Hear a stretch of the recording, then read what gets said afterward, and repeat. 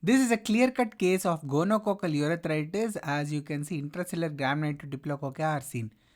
But remember the concept of dual therapy.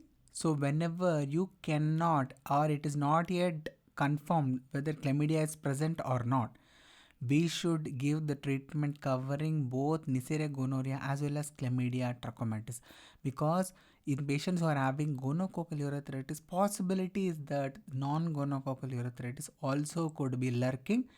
And if you only treat gonococcal urethritis, then after few days, patient is going to again complain of a urethral discharge, which could be mucoid, scanty, with mild dysuria symptoms, which are characteristic of non-gonococcal urethritis. So to cover both gonococcus as well as chlamydia, the treatment here which we are going to use is ceftriaxone 500 mg intramuscular along with doxycycline 100 mg twice daily for 7 days.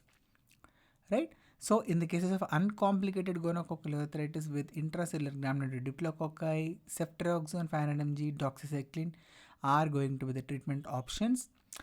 If the weight of the patient is more than 150 kgs, then we have to give 1 gram ceftriaxone. Otherwise, 500 mg would be sufficient.